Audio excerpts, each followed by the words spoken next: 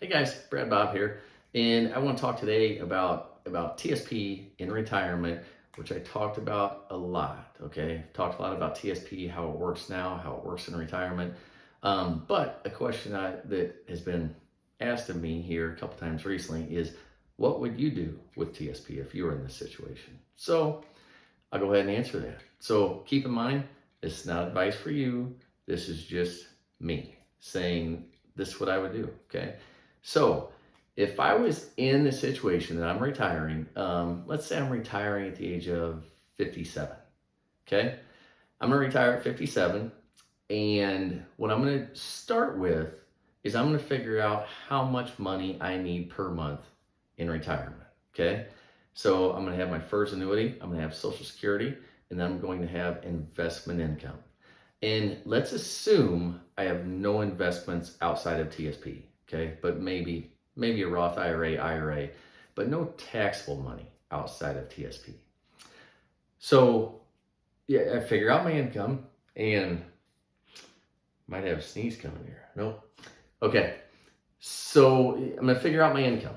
And what I'm going to go with is I'm going to say I need $24,000 per year from my investments, or $2,000 a month. All right. And again, that's over and above my FERS annuity, my special retirement supplement, the guaranteed income that I'm getting. So I need $24,000 a month. And we're going to say that I have $900,000 in TSP. Okay. What I would do myself is I'm probably going to take 3 years income plus just a little bit more, and I'm going to leave that in TSP. All right. So 24,000 times 3, that's going to give 72,000. So I'm probably going to round up to $80,000. All right. I'm going to round up to $80,000, and then I'm going to leave that money in TSP. I'm going to put that in the G fund. Okay. Then I'm going to move the rest to an IRA. Okay. You say, where would that IRA be? And it really doesn't matter. Any major custodian, for me, it's probably going to be TD Ameritrade or, well, what is now Schwab. But that doesn't matter. It could be Fidelity. It could be Pershing. Altruist is another one that's getting to be bigger. It really doesn't matter. Okay. So now, reason, and I've got multiple videos talking about why I would do this, but I would do this for investment flexibility. I would do that for withdrawal flexibility after I turn 59 and a half. Now, why would I leave 3 years of funds in the G fund? Well, for one, if I retire at 57, I've got 2.5 years until I reach 59 and a half. Therefore, TSP is more accessible than an IRA. Okay, that's the only time prior to 59 and a half that TSP is more flexible than an IRA. So I want to make sure and leave enough funds there to get me to 59 and a half. But again, as long as you don't deplete TSP, and I believe the balance is $200, although I've heard a rumor that it's increased to $500. So as long as you leave at least $500 in it, then you still have TSP open and you can move funds from an IRA back into TSP if you need to. But 3 years, 72,000 plus another 8,000 of rounded up to 80. I would think that I have enough money in TSP to be able to last me until I get 59 and a half. Now, so that's one reason. Now, why would I leave that much in TSP? Now, why in the G fund? Okay, I would leave that money in the G fund because the G fund is guaranteed, right? Government guarantee. It is never going to decrease in value. So, the reason for that is, plus it makes some interest. So, having money in the G fund, I'm guaranteed to be able to take care of my income for the next 3 years. Okay? So regardless of what happens with my other investments, if my stock funds, if they fluctuate, if my bond funds, if they fluctuate, okay, up or down, I have 3 years of income right here in the G fund. All right. So this is a scenario if I'm age 57. All right. What about if I am law enforcement or air traffic controller and I retire at the age of 50? And then I need $24,000 of income. Okay. Now I've got 9.5 years until I get to age 59.5, and an IRA is more flexible. So if that's the case and you need income, you need $24,000 a year, then you're going to need to leave more in TSP if you retire at the age of 50. All right. And then you need to decide how much you're going to have guaranteed.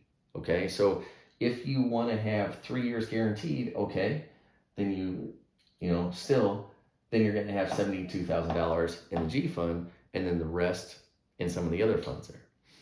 Or maybe you want to leave all of it in the G fund. You're more conservative.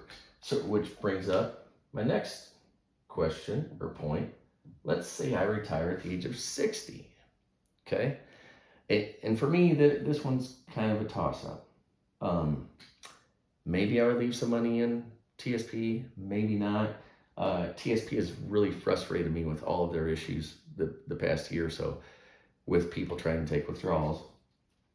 But let's say that I decide I'm going to leave some money in TSP anyway. Okay, this is and for me, I would leave about 3 years, and I would leave those 3 years in the G fund to guarantee my income for the next 3 years.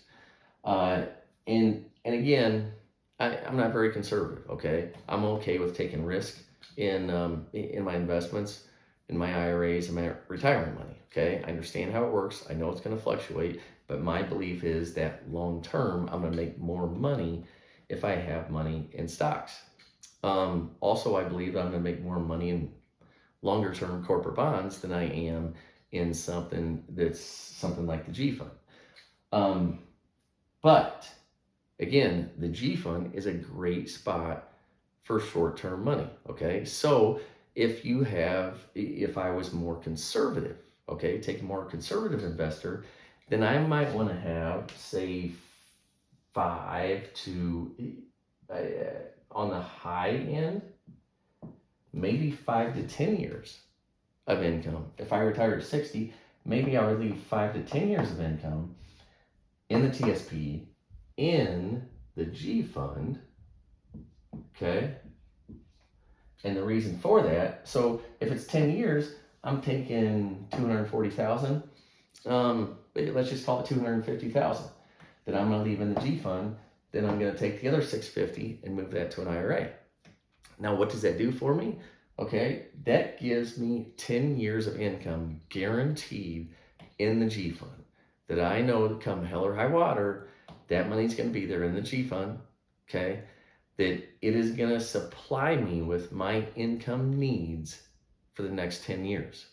Okay, so if the stock market takes a dip, then I have time to recover. Okay, I've got 10 years to recover. All right, and then each year you may need to adjust your funds in the IRA a little bit to cover the next 10 years. But just a scenario, if I was more conservative, maybe I would do something more like this if I retire at the age of 60. And I'm using 60 because if you retire at 60, then there aren't any restrictions in an IRA.